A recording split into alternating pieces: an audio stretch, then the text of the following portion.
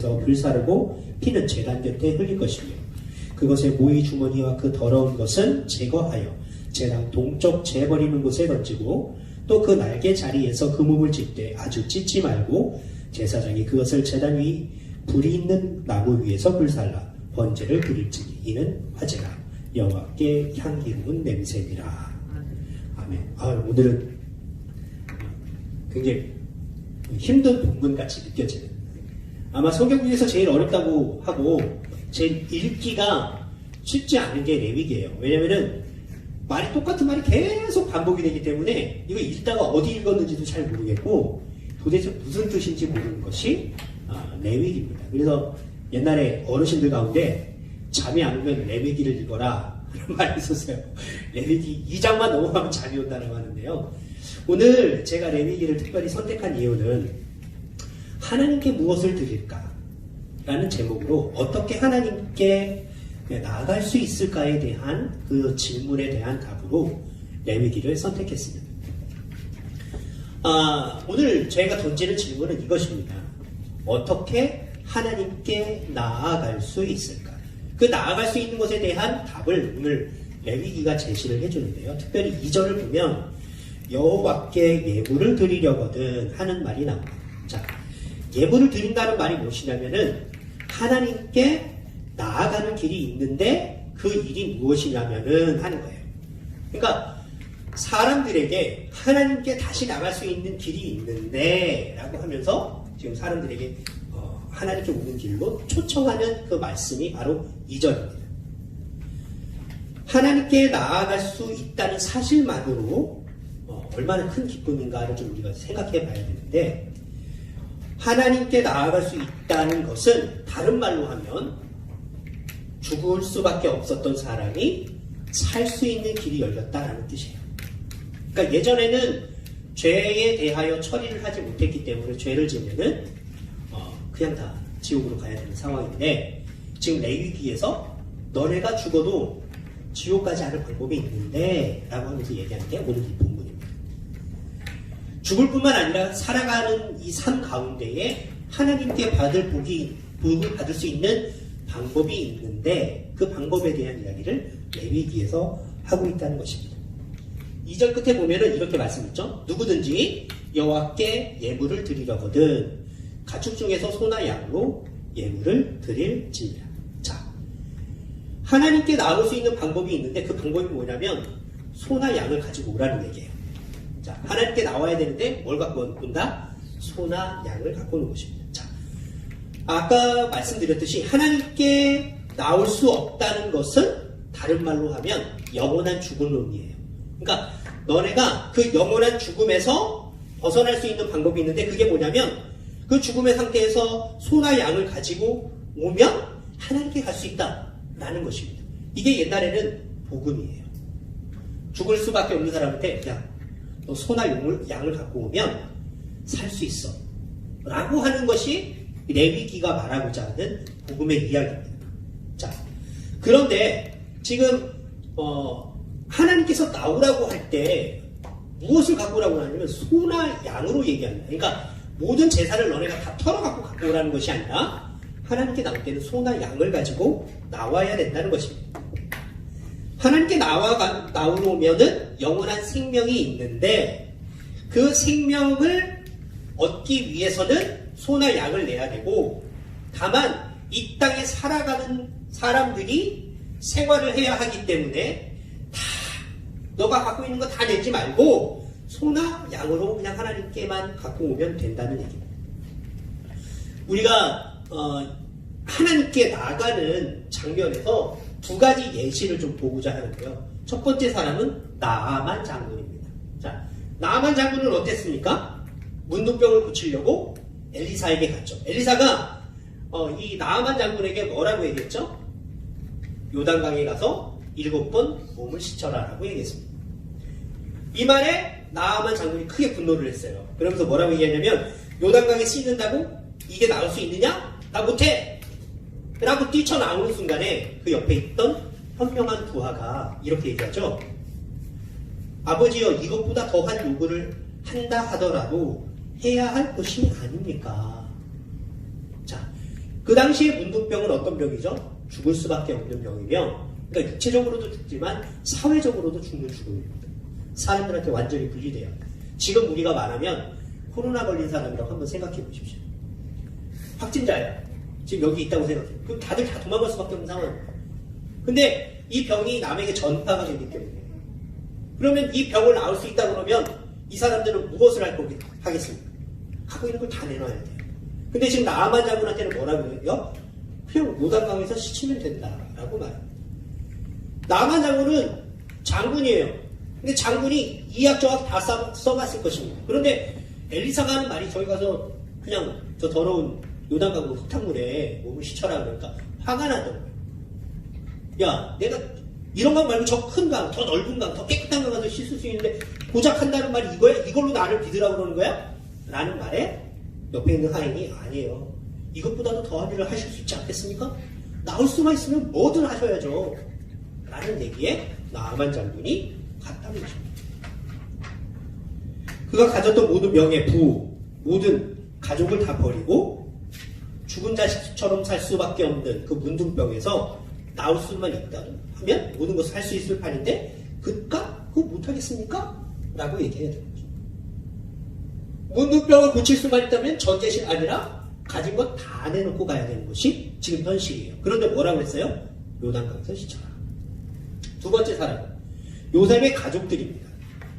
요셉의 가족들이, 형들이 음식을 구하러 이렇게 왔다 갔다 하다가 요셉이 자기 동생인 걸 알고 오열하게 되고요. 요셉이 그 이후로 자기 아버지와 그 가족들을 애굽으로 데리고 오라고 하는 장면에 이런 말이 있습니다. 이제 명을 받았으니 이렇게 하라. 너희는 애굽 땅에서 수레를 가져다가 너희 자녀와 아내를 태우고 너희 아비를 데려오라. 근데 맨 말의 끝이 뭐냐면 너희 기부를 아끼지 말라. 자, 여기서 아끼지 말라라는 말은 번역을 다시 하면 뭐라는 뜻이냐면 너희들이 갖고 있는 것에 대해서 신경 쓰지 마라 라는 뜻이에요. 곧 다른 말로 다 버리고라는 뜻입니다. 하나님께로 나와볼 수 있다면 다 버리고 와라 라는 뜻이에요. 나만에게도 마찬가지입니다. 병을 붙이고 영원한 생명으로 오려거든 전 재산을 다 버리고 와야 된다 라는 뜻입니다. 지금 다 버리고 와야 한다. 하나님께 나아가는 것이 어떤 의미인지를 알면 그 전에 살던 것들에 대한 미련을 다 버리고 와야 된다는 의미예요. 그 전에 살았던 어떤 태도, 내가 살았던 어떤 가치관, 돈을 버는 어떤 습성들이나 내가 갖고 이 땅에 살아왔던 어떤 정신세계들을 그 미련 없이 버리고 하나님께 오라는 뜻이에요. 그런데 지금 여기서 나아만과 요셉에게 요구하는 장면은 뭐냐면 전 재산을 버려라. 전 재산을 바쳐라는 뜻이에요. 근데 지금 레위기를 보면 어떤 말이 나오냐면 전 재산, 너가 갖고 있는 자존심, 네가 갖고 있는 모든 가족을 버리라는 의미가 아니라 뭐라고 얘기하냐면 소나 양만 갖고 나와 이렇게 얘기되어 있습니다. 하나님께서 이 땅에 살고 있는 우리의 삶을 인정하신다는 거예요. 가끔 사이비들을 보면 사이비들의 특성이 뭐냐면 그 믿는 믿음을 증명하거나 또 사이비 공동체 안에 들어가려면 제일 먼저 하는 게 뭐냐면 전 재산을 바치라고 말합니다. 그죠? 근데 성경은 그렇게 안 돼 있어요. 신앙적으로 와서 재산을 다 바치고 나를 따르라 하면 이거는 100% 사이비입니다. 성경에는 하나님은 이 땅에서 살고 있는 우리의 삶을 인정하고 계세요. 다 드리는 것이 아닙니다. 그래서 나올 때 소나 양으로 예물을 드리라고 했는데 전 재산을 바치라 이거면 100% 이단이라고 생각하시면 맞아요. 하나님 우리에게 전 재산을 요청하지 않습니다. 그러면 무엇을 받기를 원하시고 우리는 하나님께 무엇을 드려야 하느냐? 이게 오늘의 질문입니다. 전 재산이 아니고 갖고 있는 내 전 자존심이 이게 아니라면 도대체 뭐냐? 자, 우리가 좀 보기를 원하면 하나님께 나아갈 때 이 레위기에는 소면 소로 정해놓고 이렇게 좀 하시면 좋은데 이게 자꾸 바뀌어요. 그러니까 예를 들면은 야 너가 하나님께 올려 그러면 100만 원이야 하면은 그게 앞뒤 재지 않고 딱 100만 원으로 규정을 하면 사람들이 어떻게 하는 게 좀 편한데 점점 깎이는 거예요. 소라고 얘기했다가 양이라고 얘기했다가 염소라고 얘기했다가 비둘기라고 얘기해. 그러니까 가격대가 점점 싸집니다. 좀 이상하지 않아요? 하나님께 나오는 사람들에 대하여 그 재물에 대한 규정을 자꾸 바꾼다는 것입니다. 그래서 하나님이 소고기보다는 양고기, 양고기보다는 염소고기, 염소고기보다는 비둘기, 치킨 뭐 이런 걸 좋아하시느냐? 그게 아니에요. 레위기 맨 처음에는 재물을 소라고 얘기했습니다. 그런데 소를 드릴 만한 형편이 안 되는 사람들이 있었어요. 먹고 사는 것이 어려운 사람들이 있어서 그 사람들에게는 뭐라고 했냐면 양으로 내라고 해요. 양을 준비하려고 그랬는데 양을 준비할 수 없는 사람들이 있었어요. 그래서 염소라고 얘기해요. 염소를 준비하려고 했는데 염소 한 마리조차 살 수 없는 사람들이 있어서 그러면 비둘기라고 얘기했던 것입니다. 이 비둘기는 집비둘기나 산비둘기의 새끼를 얘기해요. 이건 산에서 잡을 수 있는 비둘기를 의미합니다. 거의 빈손 들고 나올 수 있다는 거예요. 자, 우리가 이 재물에 대해서 한번 좀 생각을 해봤으면 좋겠는데 이게 한우입니다. 지금 현재 2020년 6월 기준으로 이 지금 600kg짜리 소인데 소 한 마리가 지금 도축장에서 원가로 잡았을 때 한 마리가 800만 원 합니다. 자, 그러니까 하나님께 나오려면은 800만 원 갖고 나오면 너가 사라. 이제 처음에 이렇게 했을 것입니다. 그런데 지금 계속 가격이 떨어졌어요. 그러다 비둘기까지 내려왔습니다. 자, 저희가 비둘기가 얼마인지 모르니까 그냥 닭으로 생각해 보겠습니다. 이 닭 한 마리가 양계장에서 어떤 이제 큰 거대 도축장에 팔리는 가격이 원가가 얼마냐면 400원이에요. 자, 그러니까 하나님이 재물의 양을 어디까지 깎았습니까? 800만 원에서 400원까지 깎았습니다. 자, 비둘기는 닭보다도 쌉니다. 옛날에 그 치킨 하는 사람이 닭값을 싸게 하려고 비둘기를 잡아서 팔았다는 그 서울에 있는 비둘기가 없어졌다 이런 얘기가 나왔었는데 소가 안 되면 양이 안 되면 비둘기라도 나한테 가지고 오면 된다라는 의미는 하나님께서 이 재물에 대하여 크게 연결을 안 한다는 것입니다. 자, 심청이가 아버지 눈을 뜨는데 필요했던 재물이 뭐였죠? 공양미 300석입니다. 자, 공양미 300석. 지금도 이렇게 절에서는 공양미를 받아요. 자, 이 공양미 300석을 요구하는 것이 그 당시 사람들이 생각하는 신입니다. 신이 어떤 부탁을 들어줄 때에는 인간의 처지를 생각하지 않고 그냥 얘기해요. 자, 공양미 300석을 심청이가 감당할 수 있겠습니까? 못해요. 그런데도 어떻게 됐죠? 이 300석을 끼워 맞추려고 하다 보니까 결국에 자신의 몸을 팔아버린 것입니다. 자, 이 공양미 한 석, 300석이라고 말하는데 한 석은 두 가마를 의미합니다. 한 석이 두 가마예요. 그러면 이 한 석을 무게로 따지면 두 가마니까 160kg이 되겠죠. 그러면 300kg이라고 하면 전체 무게가 48,000kg, 꼭 48톤의 쌀을 바쳐야 아버지 눈을 띄울 수가 있어요. 이 48톤이나 되면 이 쌀의 값이 얼마냐. 그래서 제가 어제 H마트에서 이제 쌀 사러 갔다가 쌀을 좀 봤는데 15파운드가 그러니까 6.8kg짜리거든요. 그러니까 20달러 정도 합니다. 22달러 정도 하는데 48,000kg을 돈으로 환산하면 156,000달러예요. 그리고 한국 돈으로 계산하면 2억에 해당합니다. 자, 아버지의 눈을 뜨기 위해서 그 신한테 나아가는 방법이 공양미 300석인데 그 300석의 값이 얼마라고요? 2억입니다. 156,000달러를 가지고 가야만 해요. 그러면 만약에 심청이가 저 이거 낼 수가 없어요 라고 했을 때 신은 어떻게 했을까요? 깎아줬을까요? 여기서 말하는 우리가 생각하는 이방의 신들은 깎아주지는 않습니다. 그냥 안 그러면 없어. 그러면 너한테 아무것도 할 수가 없어. 이런 식으로 나오면 동화든 전설이든 어디든지 신이라는 존재가 재물을 깎아주는 이야기를 들어보신 적 있어요? 없습니다. 한 번도 신이라는 존재는 재물을 깎아준 적이 없어요. 그런데 하나님은 형편이 안 되면 10배, 100배, 1000배까지 깎아줍니다. 800만 원짜리 소를 갖고 오라고 하셨다가 돈이 없다고 그러니까 400원짜리 생닭 한 마리 갖고 오면 된다고 하시는 게 하나님이에요. 왜 이렇게 하나님이 약한 모습을 보이실까?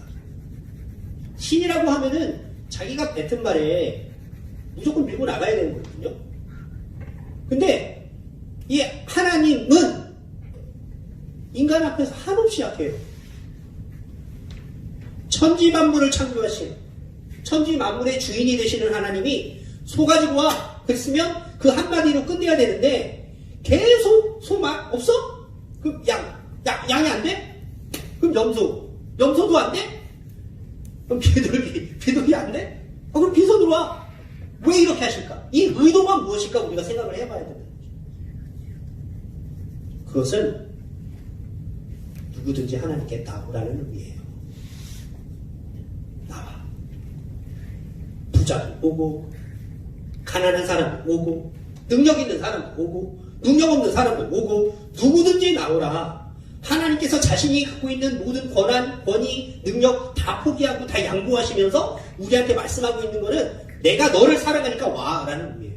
아버지가 아이들한테 약속을 해놓고 계속 약속을 번복하는 거랑 똑같습니다. 이사야 55장 1절을 보면 이렇게 되어 있습니다. 너희 목마른 자들아 물러나오라. 돈 없는 자도 오라. 너희는 와서 사 먹게. 돈 없이 값없이 와서 포도주와 젖을 사라. 여기서 중요한 내용은 무엇입니까?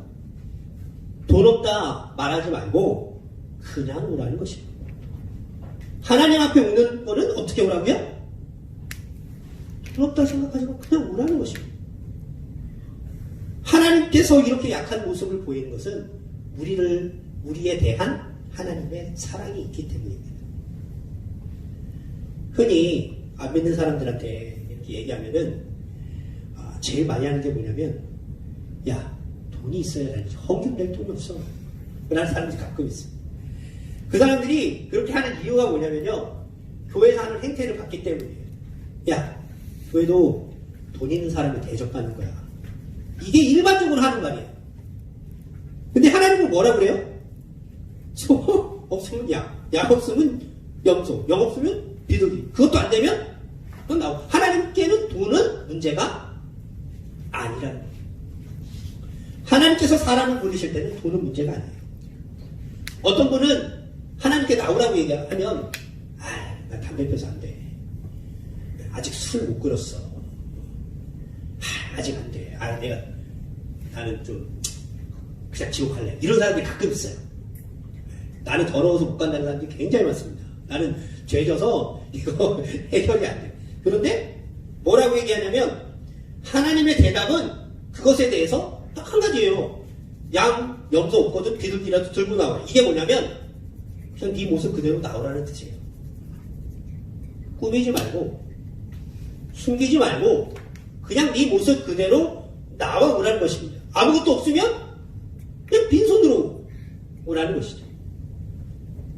하나님께 중요한 것은 무엇을 가지고 오라는 것이 아니라 하나님께서 나오라고 하시는 그 초청에 있어요.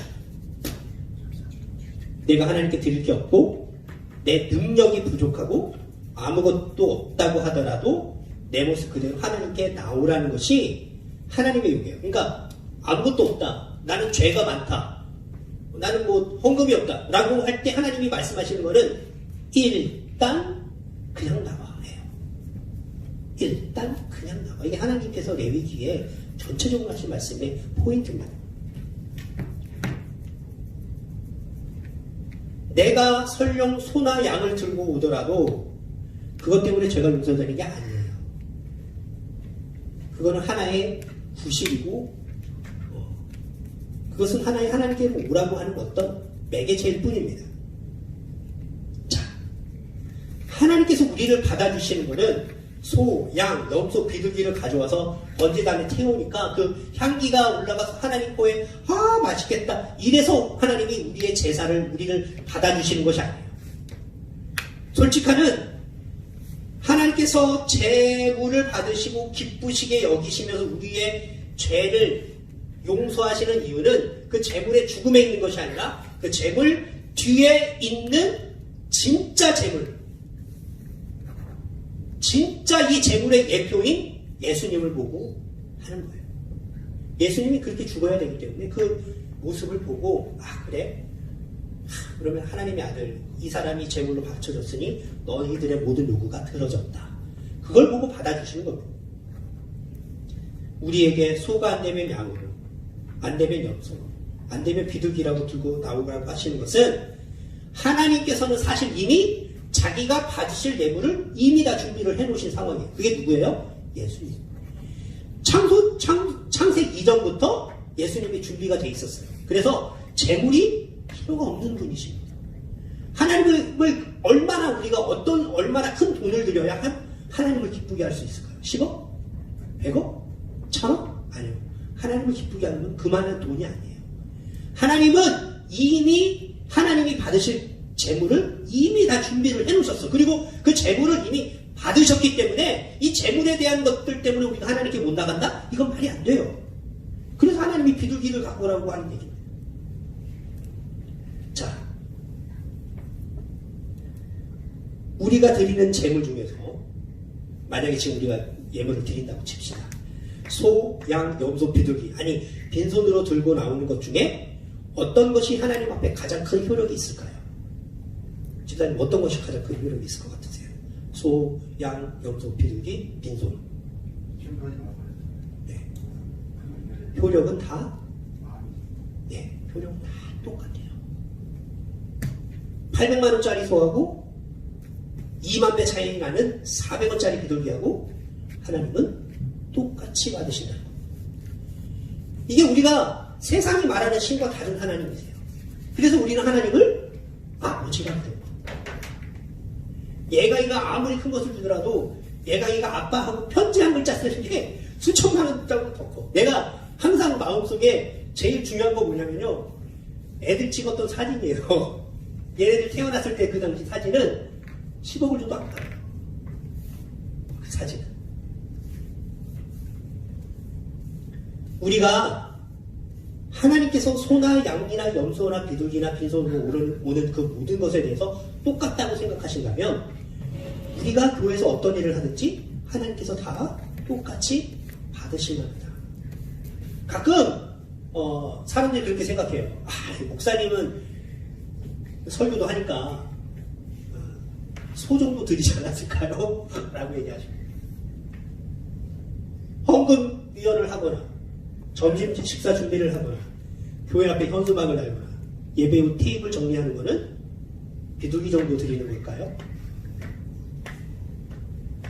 그렇게 생각한다고 쳐도 결론은 비둘기나 소나 하나님 받으시기는 다 똑같다.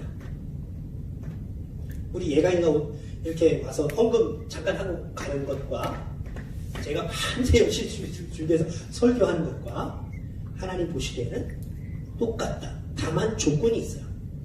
마음을 드린다면 똑같습니다. 제가 설교를 내 마음으로 하지 않고 말 잘하는 언변으로 한다고 그러면 예강에 와서 진심으로 와서 헌금 위원하는 것보다 제가 못한 거예요.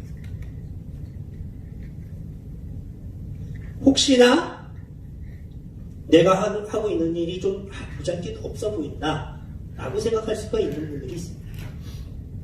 나는 그냥 아무것도 안 하고 교회 와서 그냥 예배만 드리고 가. 근데 하나님 보시기에는 그거나 저나 똑같아요.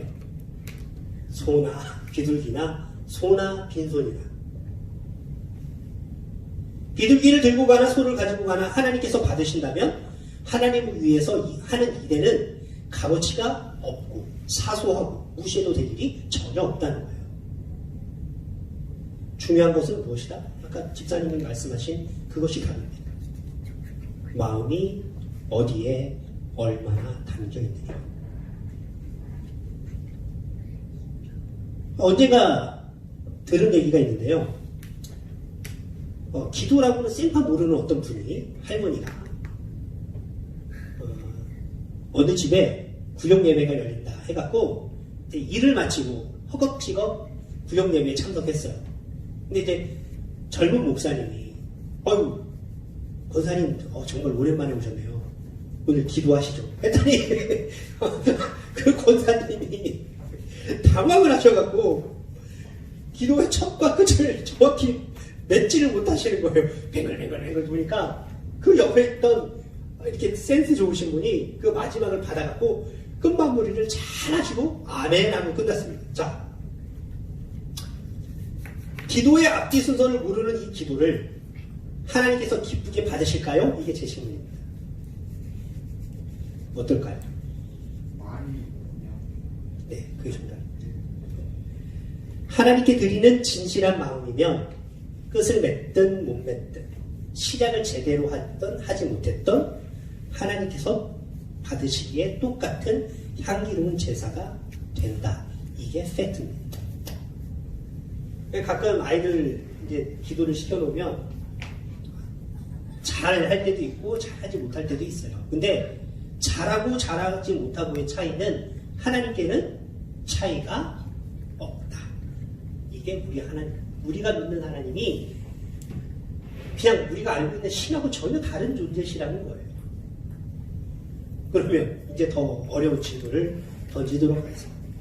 재물이 소나 양이나 염소나 비둘기나 다 똑같다. 그럼 우리는 어떤 재물을 드려야 할까요? 자, 소를 드리거나 양을 드리거나 비둘기를 드리거나 하나님께서 똑같이 받으신다면 집사님은 뭘 드리시겠습니까? 되게 어려운 질문이에요. 내가 만약에 아버지처럼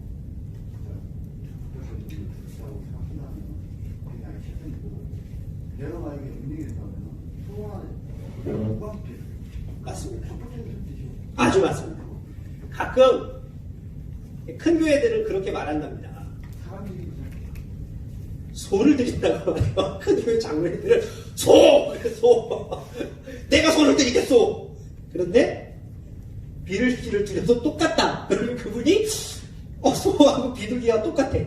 그 효력이 똑같고 하나님이 보시기에 똑같아. 자, 그럼 다른 질문을 드려보겠습니다. 소를 드려도 될 만한 형편인데 양을 드리면 어떨까요? 내가 소를 드릴 만한 형편이야.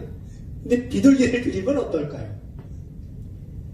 굉장히 어렵습니다. 이게 그래서 이 레위기를 읽을 때마다 마음에 오는 게 뭐냐면 하나님 좀 딱 부러지게 그냥 중간 치고 염소!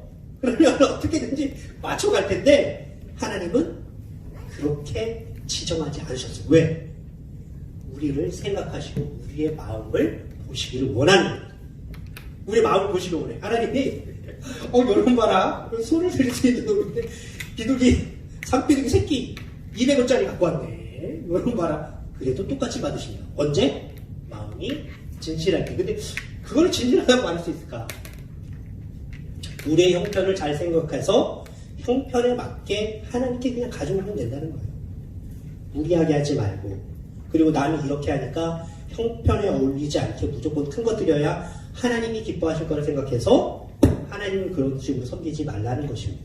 그러니까 교회를 보면 참 그런 면이, 그러니까 앞에서 제가 얘기했듯이 교회 나오라고 그러면 많은 사람들이 돈 있어야 가지 라고 하는 면이 여기 있는 것입니다.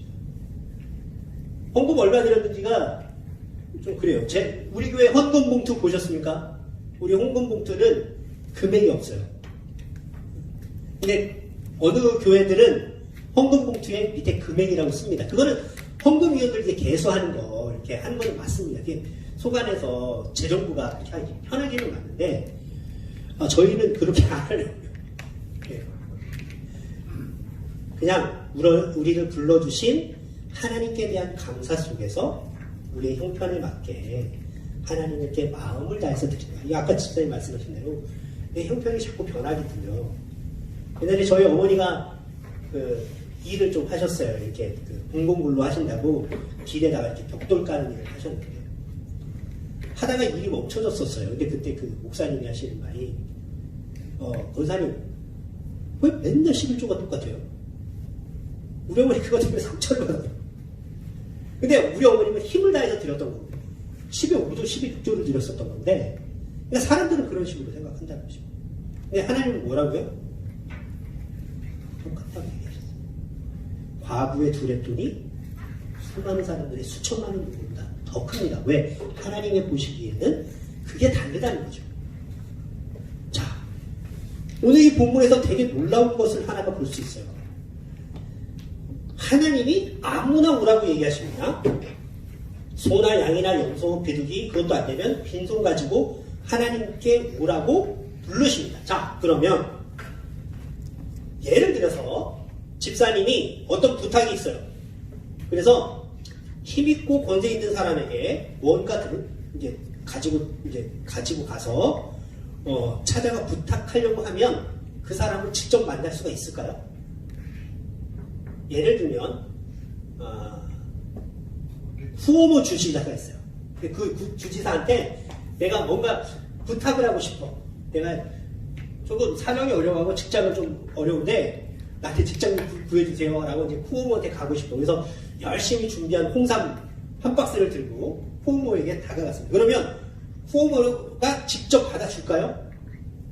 안 받아주죠. 그러면 후오모에게 그 선물을 전달하고 내가 필요한 것을 그 부탁을 모척하려면 어떻게 해야 되나요? 두 가지 방법이 있어요. 첫 번째는 비서에게 예약을 잡아서 비서에게 주는 일이고, 두 번째는 후모를 잘 아는 사람을 찾아서 전달해 달라고 얘기해야 돼요. 그러면 이랬든 저랬든 간에 그 홍삼이 후모에게 100% 전달이 될까요? 그러지겠죠. 아, 네. 사람들에게는 그렇습니다. 근데 지금 우리가 보는 성경은 조금 달라요.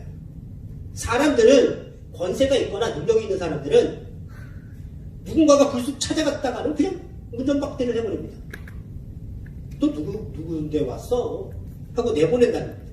힘있고 권세 있는 사람에게 뭐라도 가지고 부탁하려면 그 밑에 사람한테 조금 연줄이라도 되는 사람을 찾아가서 통사정을 해야만 겨우 그걸 하나 전달할 수 있고, 사실 별것도 없으면 되게 위로 부려보면서 받아가는데 그게 전달이 되는지 안 되는지 확인이 안 된다는 거예요. 그런데 자, 우리 하나님은 뭐라고 했어요?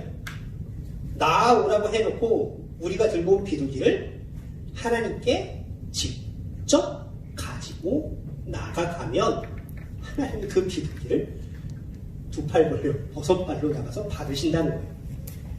이게 사람과 하나님의 차이예요. 창조주시고 구세주이신 하나님의 존전에 형편이 너무 어려워하고 비둘기 한 마리 겨우 달랑 들고 간 사람을 버선발 벗고 반갑게 맞아주시는 하나님께 우리가 할 수 있는 게 뭐냐? 감사밖에 없다는 거예요. 여러분이 무슨 부탁을 하기 위해서 아무것도 없는데 진짜 탈탈 털어갖고 저기 H마트 가서 삼계탕 얼린 거 하나 사갖고 찾아가면 받아주시겠습니까? 아무도 없어요. 여기 시의원도 그런 사람이 없을 것이에요. 하나님은 어떠시다고요? 그거를 너무너무 기뻐해서 버선발로 가서 두 팔 벌려 맞아주시고 우리를 하나님이 원하시는 방식으로 이끌어 가신다는 거예요. 그게 하나님은 우리를 언제나 맞아주신다라고 하는 이 놀라운 사실이 정말 고마운 일입니다. 그래서 우리가 하나님께 할 수 있는 게 뭐예요? 감사합니다.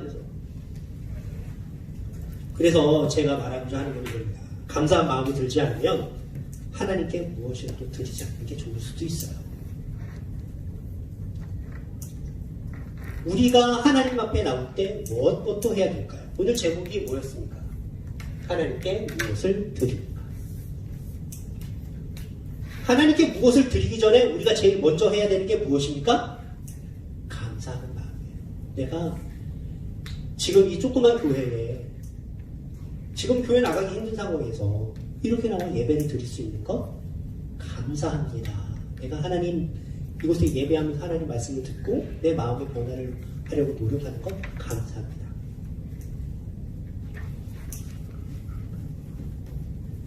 예전에 제가 군대를 제대하고 신학교를 이제 그 군대에서 시험을 봐가고 이제 제대를 8월에 했어요.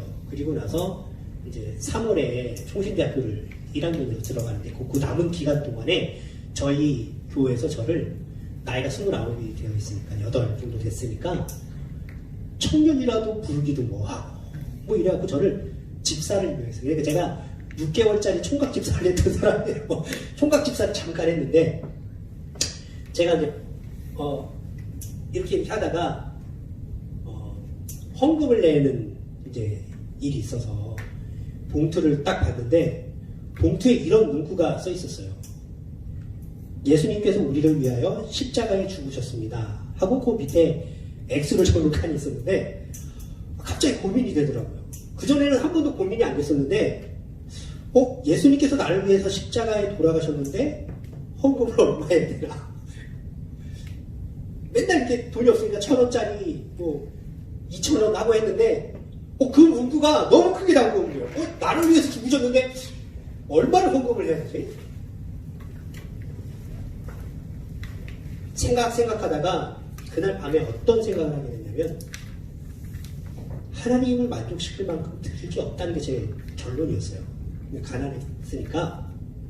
그래서 생각한 게 뭐냐면 헌금 봉투를 아주 크게 만들어갖고 내가 들어간다. 나를 집어넣고 거기다 헌금 봉투를 딱 붙이고 금액 효철이 본인 이렇게 드리면 좋겠다. 헌금 봉투에 얼마나 적을 수 있을까요? 10,000원, 100,000원, 100만원? 얼마를 쓴들 예수님께서 내 몸이 이것밖에 안 되고 물으신다면 정말 난감할 수도 있을 것입니다. 그래서 제가 할 수 있는 건 뭐냐면 내 자신을 다 드리는 거였어요. 그래서 이제 목회를 하려고 여기까지 오게 된 것입니다.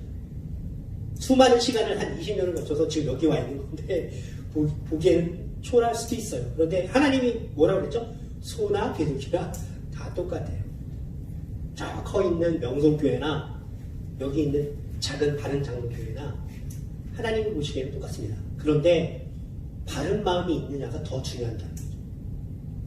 하나님께서 우리에게 요구하시는 것은 소나 양, 비둘기도 아닙니다. 진짜 하나님께 드려야 할 제목은 우리의 마음이에요. 자, 제가 2주 전에 아주 놀라운 헌금을 받은 적이 있습니다. 이게 뭐죠? 자, 헌금의 제목은 뭐예요? 좋은 헌금이에요. 좋은 헌금. 자, 여기에 이렇게 돼 있고 크리스탈을 이게 예강이 갖고 있는 아이템의 최고급 이름은 예강이고 7월 12일 날 엄마가 준 오브를 넣었습니다. 자, 이 안에 뭐가 들어있죠? 저 글씨가 보이십니까? 네. 이거예요. 다른 봉투는 다 버려도 저 봉투는 못 버립니다.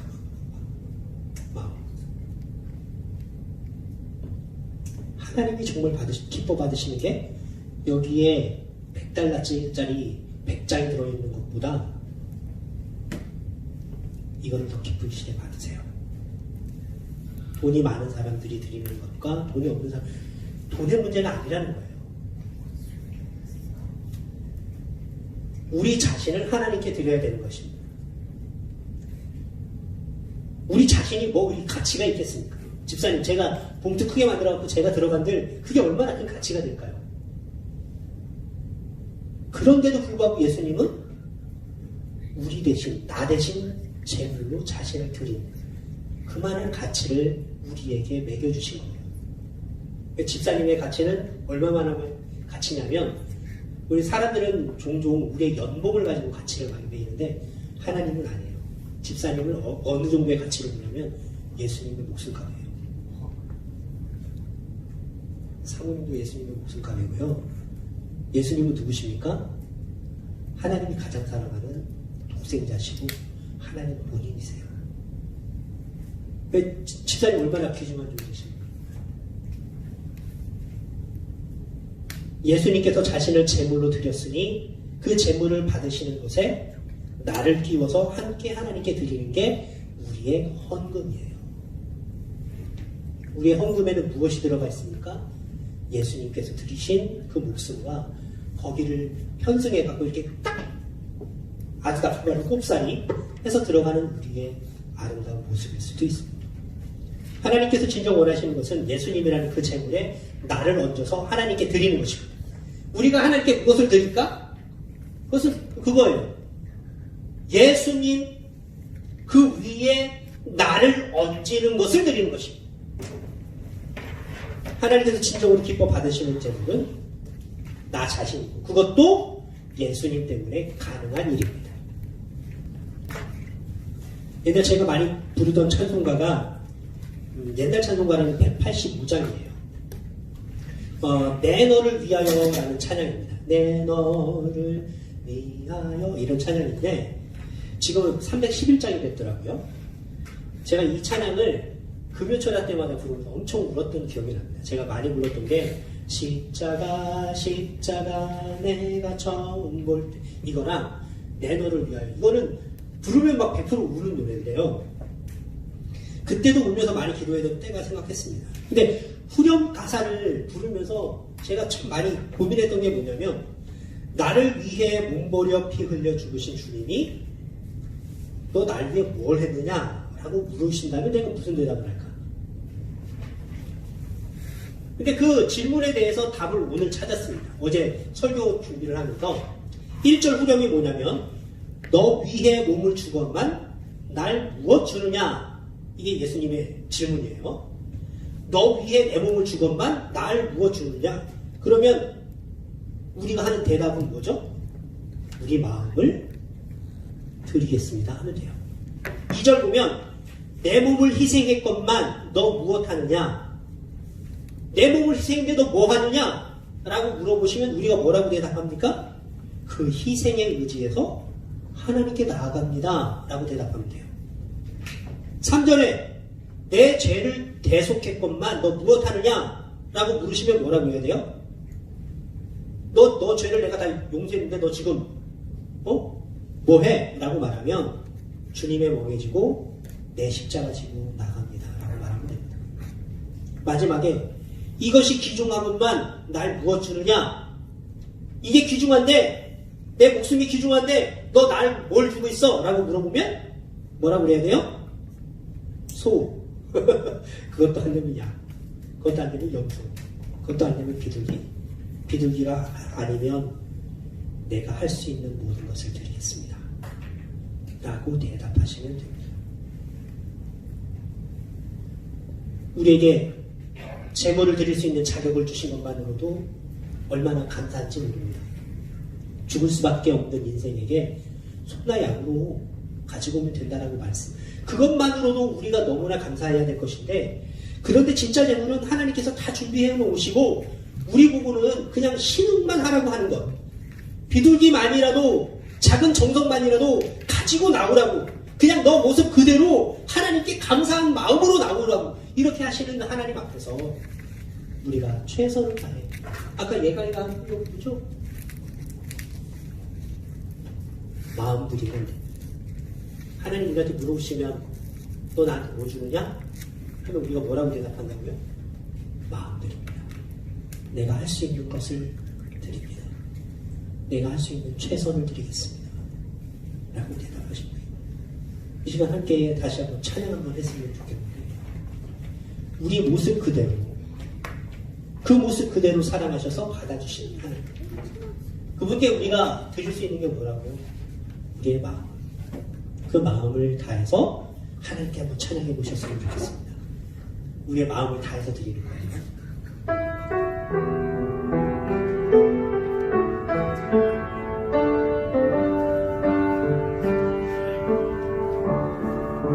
사랑해 주님이 날 사랑하시네. 내 모습 이대로 받으셨네. 사랑해 주님이 날 사랑하듯이 나도 너를 사랑하며. 우리 다시 한번 찬양할까요? 사랑해 주님이, 사랑해 주님이 날 사랑하시네. 내 모습 이대로 받으셨네. 사랑해. 우리 옆 사람 쳐다보면서 날 사랑, 나도 널 사랑하며 섬기리. 우리 잠깐 조용하게 기도하기를 원합니다. 아버지께서 우리의 모습 그대로 살아가시고 우리가 갖고 있는 어떤 형편을 생각하셔서 그냥 빈손으로도 그냥 나아오라, 내가 너를 너무 사랑하니 그냥 나아오라 하는 그 말씀에 응답해서 이 시간 우리가 하나님 그렇습니다. 제가 드릴 것 없지만 내가 할 수 있는 최선, 내가 할 수 있는 모든 것을 드리겠습니다 라는 마음으로 하나님께 간절한 기도 드리도록 하겠습니다. 아버지 하나님 감사합니다. 우리의 삶의 모습들이 하나님 주님 세상 사람들이 우리에게 넉넉하지 못할지언정 하나님 우리를 부르시는 하나님의 의도, 우리를 너무나도 사랑하셔서 우리의 형편을 아시고 어떻게 하든지 하나님 곁으로만 나오도록 그렇게 이끌어주시는 하나님의 그 의도와 수고를 기억할 수 있도록 인도하여 주시옵소서. 우리가 드려야 할 제물 그 이전에 이미 예수 그리스도의 십자가로 그 목숨값을 대신해서 우리를 불러주셨음에 하나님 날마다 감사하면서 우리가 드리는 것은 예수님의 그 십자가 제물 위에 우리를 얹어서 드리는 것임을 고백하게 하시고 날마다 우리가 드릴 것은 우리의 마음뿐임을 고백할 수 있도록 도와주시옵소서.